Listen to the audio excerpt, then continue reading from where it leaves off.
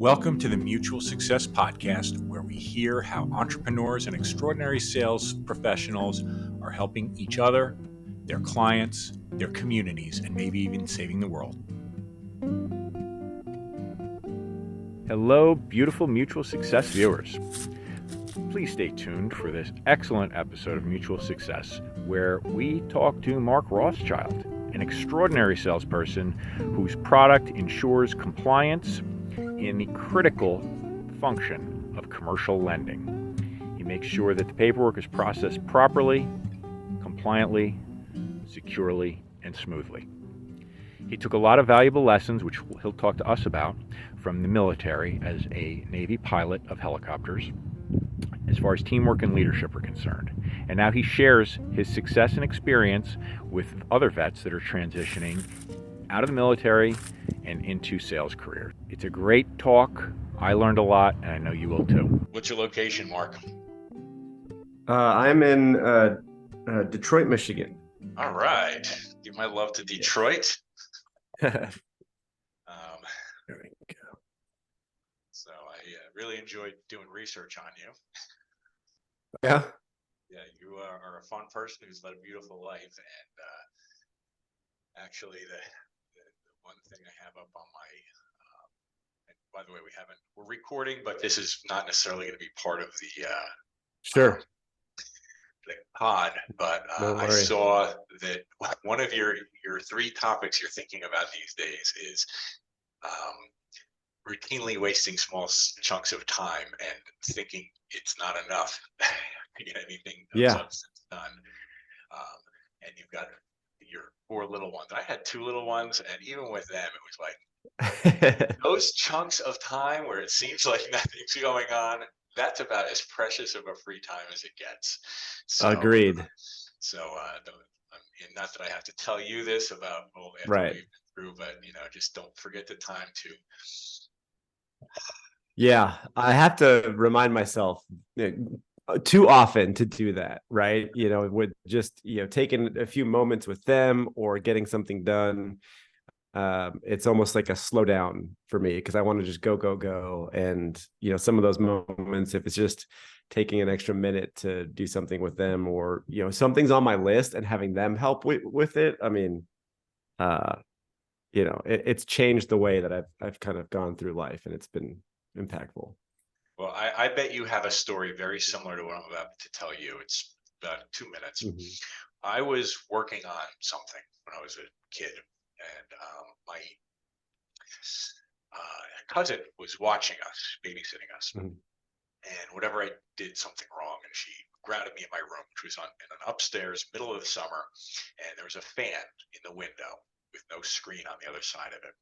And of course, I was very grumpy that I had been grounded for a while by my cousin of all people. And I got mad and I punched the fan. Oh, no. And it went out. And in whatever length of time it took, and I did go to engineering school for a while, I could figure this out, for the cord to be out of reach from my hand, I grabbed it. So it's like that little, there are certain times where, I'm thinking of doing something that might not be the wisest thing, but then you catch it and then you pull it back. It's like the undo or unsend thing. Oh my gosh. Yeah. But in any case, hopefully you saw what I said about the podcast. It's brand new. You're the third person I've interviewed. The first one isn't out of production yet. And, I'm just really interested. It's called Mutual Success. My company is called Intrinsic Mutual Advisor. So it's all about, what I see through and through in your career, which is doing something that's worthwhile for myself, that also has a lot of benefit for, this radiating number of circles on the way out.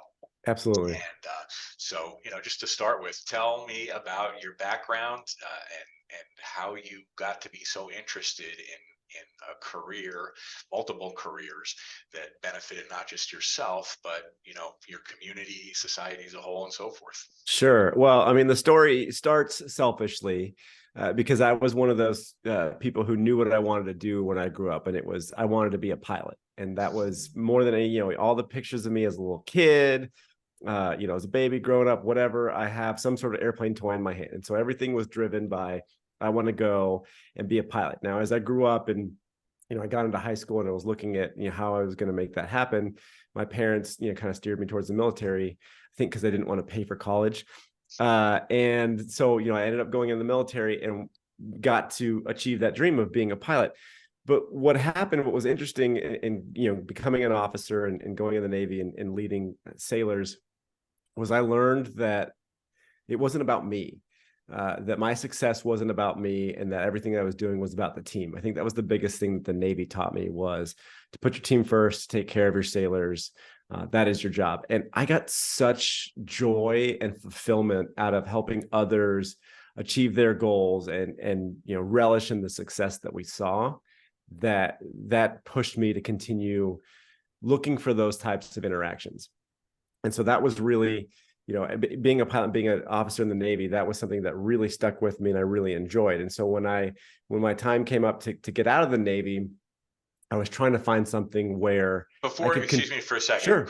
Before we leave the Navy, can you think of maybe one example or one experience that, our audience might be able to relate to, that says, this is something where it was really brought home to me, just how important it is that, this team and, our mission, whatever it is, something bigger than ourselves is an important thing that I have to go for. Yeah. So an example of really the team coming together, of people understanding, what it takes to achieve and why the team is important.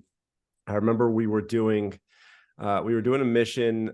This is on deployment, and we're in kind of the Persian Gulf, Middle East area, and we were protecting, some high value units there, and we had been in the area for a while, a few weeks, and it's just kind of the weariness of always being on guard, of always being watchful, was kind of starting to set in. And I remember my boss, kind of gathering the team, because we had a big mission coming up. He gathered the whole team in, and just kind of gave this impassioned speech in terms of, like, nothing we do matters if we don't do it together. And that always stuck with me. I could apply that speech to any mission we did, but I specifically remember because it was a late night and we'd been going hard and we would put in a ton of time. And it was one of those things where I think everybody was kind of individually run down, but he just sort of, and there's a lot more to it. And there's a lot, it was a beautiful speech, but I remember it was, it doesn't matter if we don't do it together. And it was, just the next day you could see the way that people were working together, how people carried themselves. It made it more about the individual struggles that we had. And it was more about, we are bonding together as a team to achieve this mission. When, we have this job set in front of us. It's a hard job. We've been working at it a lot, but there is merit, and there is, there is a lot that you can be proud of when you work as a team and achieve a goal together, rather than just saying, hey, I'm the person who put in 12 hours and that's why we got it done. I put in 12 hours next to my team and that's why we got it done. So that always stuck with me. And I take that with me, like I said, everywhere I go, in terms of the teams that I work with. Thank you. That's great. Awesome. Yeah. So now talk a little bit about the transition. Yeah. So, what a lot of, and I talk with a lot of veterans who are getting out of the military, and there's just a lot of uncertainty. You've had an identity for so long of who you are when you're in the military, and that changes when you get out. And so I was going through that same journey, and I was fortunate enough to have a few friends who kind of talked to me about sales. And most people, if you talk to them, don't know about sales. And if you're coming out of the military, I had the same perception. It was like, oh, sales is used car salespeople, and they're just trying to swindle you. They're trying to get a deal done. But I was fortunate enough to meet a few folks who really understood the craft and the goal of sales, which is helping people, find a better way to do something and solving their problems. And that, and how sales is really, when done well, is a team sport. And so I was fortunate to run into those people and have those conversations, because that pointed me towards sales, and it fit with the approach that I had. And this kind of balance between individual input and success, and a team success and a team, goal, that I think if you're doing sales right, that you're focused on the team. And when you're a salesperson, that team is you and the prospect that you're working with.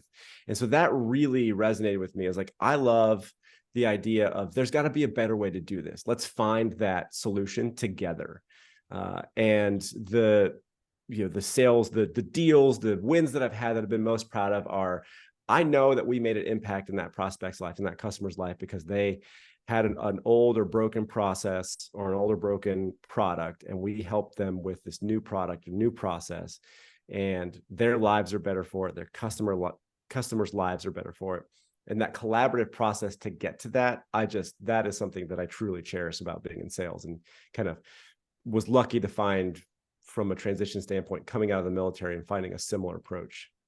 So was there a particular mentor that really brought that kind of change in perception about sales to you? And tell me about that person a little bit. Oh gosh, yeah. I mean, I've been very fortunate to work with some amazing individuals.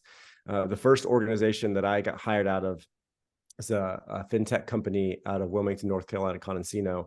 Has phenomenal leadership, and the gentleman there was a few folks there who were really instrumental in me stepping into the civilian world and me stepping into the sales world. Started with Josh Glover, who was the head of sales, who was the chief revenue officer there, Paul Clarkson, who was our VP of sales, and then one specifically, I'll call it, both Paul and Josh were incredible mentors and incredible to the whole team. But I worked very close with a gentleman named Aaron Odman, who was my direct manager. And Aaron was always the most calm, the coolest person in the room. And in a room full of salespeople, that's very rare. And so he really brought down to earth the human element of sales for me, that, we are here to serve the customer. We're here to help them. And if you put them at the center of everything you do, you will be successful. That's awesome. Before we go into your current role, I would like you to share a little bit about some of the things you're doing, to help other vets. Mm-hmm. Yeah. So again, going back to those individuals, Josh, Paul, and Aaron, and a whole slew of other folks at Encino who were kind to me. They were veterans themselves.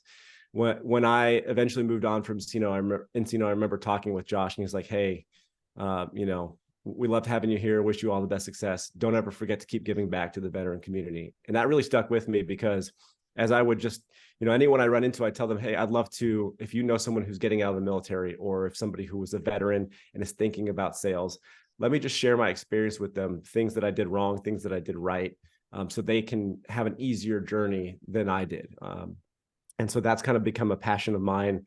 And a few of my friends, we work together, and we try to create a space, a community, resources for veterans who are getting out and, again, going through that journey that's difficult. The idea that you're changing your identity, you're stepping into a new space. There's a lot of unknowns, but that there are other people out there who've walked that path before, and they're there to help you. So awesome. that's really what I'm focused on. Is I take as many calls as I can from veterans who are just asking about sales, or asking for tips and tricks, and want some guidance on how to get a job in sales. Good for you, and good for those other people. I'm really happy to hear that story. So now, talk a little bit about your current role, and not just the nature of the company, but also just how worthwhile and useful it is, and how much improvement it can bring. Not just you and your customer, but around the world. Yeah, absolutely. So, I'm fortunate to work for a company called GoDocs, and at our heart, what we try to do is create a more convenient experience for our customers, so they can turn around and create that convenient experience for their customers. And we live at an intersection of what's a very crucial time in a business's or individual's journey, which is, signing for a loan for, commercial property or investment property.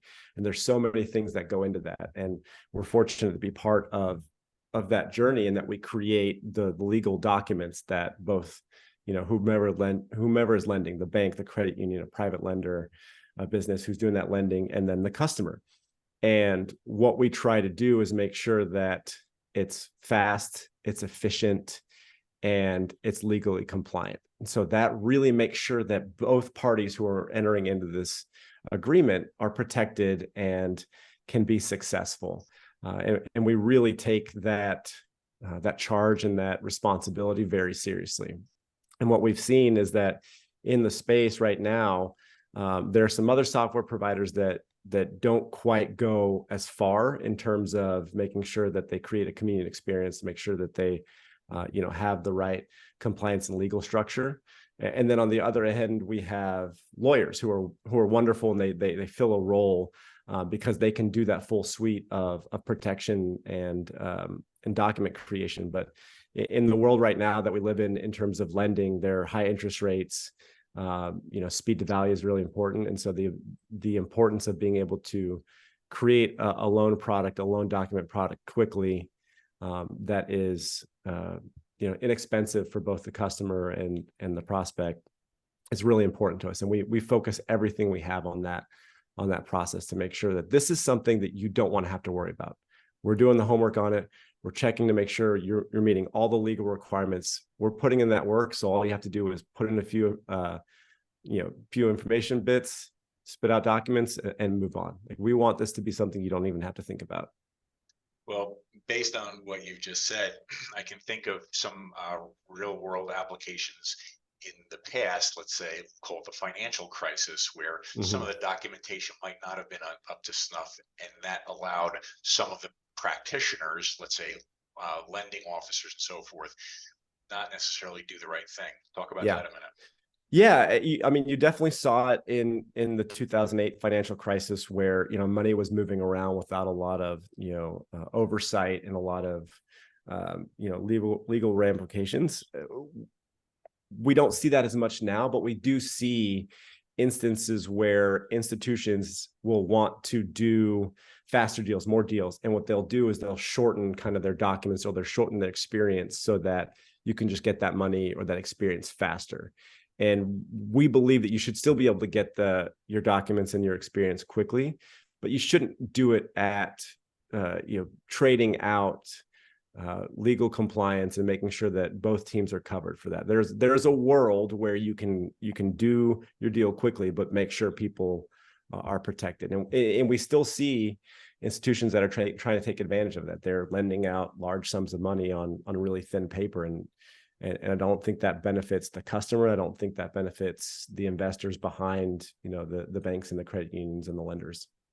Well, this is an example of, an organization that's providing this service that is really removing, or at least attempting to remove, as much as you can sell. You can remove the conflicts between, profitability as well as compliance, and that those things, are so many benefits to the shareholders of the bank, as well as tenants of the building, in the commercial building that they might participate in. The impact is so deep and wide that it's something worth putting a little bit more effort into it. And it's an interesting space to be in, because like I said, loan documents and legal documents aren't the sexiest thing to talk about, and it's not like the exciting part of a deal, right? But it's one of those things that, like, our team has taken that on and saying, we will put in the time and the work so that you don't have to worry about that, but that, there are not ramifications for doing this the wrong way, for taking the cheap and easy way out. So it's kind of, like I said, it's an interesting space to be in, because it's not one of those things that, like, somebody thinks of, first and foremost. But going back to the beginning of our conversation, like, believing that we're, solving a problem and helping, our customers find a better way to do things. We wholeheartedly believe that in the process that we've approached. Awesome.